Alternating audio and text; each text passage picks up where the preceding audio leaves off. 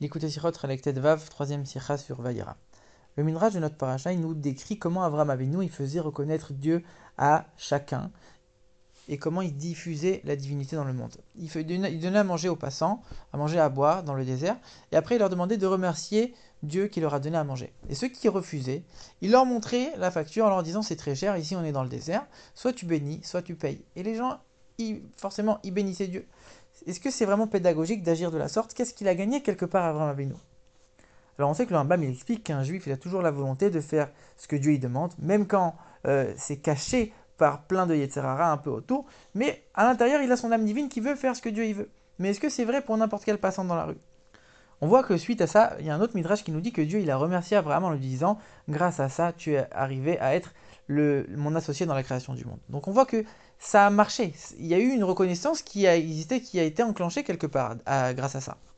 Le Rabbi nous prend plusieurs exemples pour comparer un petit peu à cette histoire en nous disant que quand les explorateurs ils sont rentrés de leur visite d'Israël, ils ont dit on ne pourra pas monter en Israël. Et Moshe leur a dit ok, maintenant pendant 40 ans vous allez rester dans le désert, vous allez mourir ici. Tout de suite ils ont dit bon d'accord, on va monter très bien et on va réussir. Alors, en vérité, il fallait briser un peu, encore une fois, leur Yetzirara, leur carapace, et faire en sorte que leur véritable identité se dévoile. Pareil pour la Mishnah de Pirkei Avot qui nous dit que tous les jours, il y a une voix céleste qui sort du ciel et qui dit malheur à ceux qui n'étudient pas la Torah. C'est pas du tout pédagogique. Normalement, il faudrait encourager les gens à étudier, leur expliquer à quel point c'est beau, à quel point c'est grand. Comment on peut juste maudire ceux qui n'étudient pas?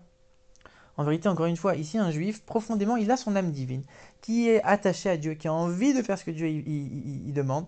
Et quelque part, il n'y a pas besoin tellement de lui expliquer. Il sait qu'il faut le faire, il le ressent. Il faut juste lui rappeler de temps en temps.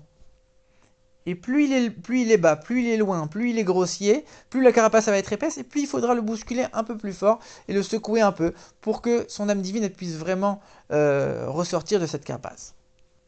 La même histoire avec Rabbi Elazar et Rabbi Shimon. Il croise un homme dans la rue qui lui dit bonjour Rabbi. Et lui dit mais qu'est-ce que tu es moche? Est-ce que chez toi tous les gens ils sont aussi moches que toi? Et lui qu'est-ce qu'il lui répond? Il lui dit écoute, c'est Dieu qui m'a créé, va te plaindre à l'artisan qui m'a fait. Tout de suite après il s'est excusé, mais l'histoire on la comprend pas quand même. Comment c'est possible qu'un sage de cette envergure, il voit un homme dans la rue, il lui répond même pas bonjour. Il lui dit mais regarde comment t'es moche. C'est pas possible. En vérité l'explication elle est la suivante. On parle uniquement de la laideur spirituelle. Il lui a dit, regarde, t'es tellement loin, t'es tellement grossier, t'es tellement engouffré dans la matérialité du monde. Comment c'est possible? Secoue-toi, réveille-toi. Tout de suite, qu'est-ce qu'il a fait? Même s'il s'est un peu énervé, l'homme, il lui dit, mais regarde, il y a un Dieu. D'ailleurs, c'est ce Dieu qui m'a fait. Et s'il m'a fait, c'est pour un but. Donc, même s'il lui a fait un reproche, mais tout de suite, ça a réveillé en lui une certaine conscience et une certaine reconnaissance de Dieu. Et il n'aurait pas pu avoir ça si Rabbi Elazar il n'avait pas un petit peu secoué, un petit peu bousculé quelque part. Une autre histoire que le Rabbi ramène pour comparer encore, quand le Rabbi Rachab il est devenu Rabbi, il y a un homme qui est rentré dans son bureau pour lui demander des bénédictions. Et le Rabbi lui a dit écoute, je suis désolé, je peux rien faire pour toi. L'homme il est sorti et il s'est mis à pleurer à chaudes larmes. Et le frère du Rabbi Rachab, le Razo, il a vu, il a dit mais qu'est-ce qui se passe? Il lui a dit le Rabbi il m'a pas donné les bénédictions. Alors, il est rentré dans le bureau de son frère et lui dit comment c'est possible de faire souffrir un juif à ce point-là? Il vient pour que tu l'aides et toi tu le fais pleurer comme ça, comment c'est possible? Le Rabbi Rachab, il l'a refait rentrer et il lui a donné la bénédiction. En vérité, avant, tu n'étais pas apte à recevoir la bénédiction. Spirituellement, ça allait pas.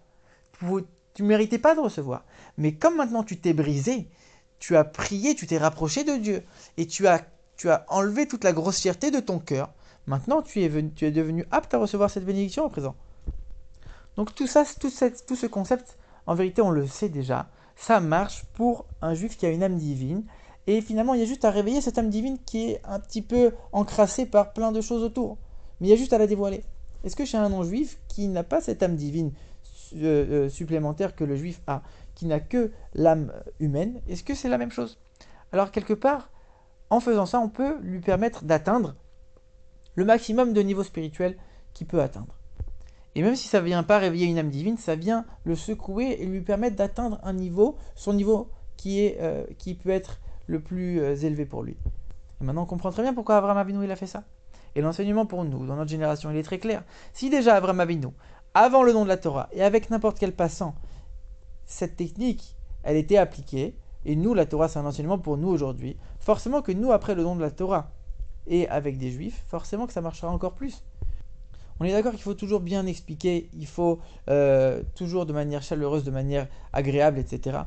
Mais il y a parfois où il faut bousculer un petit peu, il faut secouer un petit peu les gens pour que l'âme divine elle se réveille et qu'elle puisse sortir de cette carapace de grossièreté et de matérialité qui l'entoure. Et si on dit mais quelque part il a accepté de faire la mitzvah parce qu'il était forcé, parce qu'il était gêné, parce que telle et telle chose qui ont fait en sorte que à ce moment-là il a accepté parce qu'il se sentait forcé, mais d'un autre côté il ressent pas, il reconnaît pas. En vérité non. Son âme divine à ce moment-là elle s'est reconnectée. Et une mitzvah entraîne une autre, on ne sait pas qu'est-ce qui arrivera demain, et c'est comme ça que la connaissance de Dieu sera diffusée dans le monde entier, et que Mashiach pourra arriver très bientôt.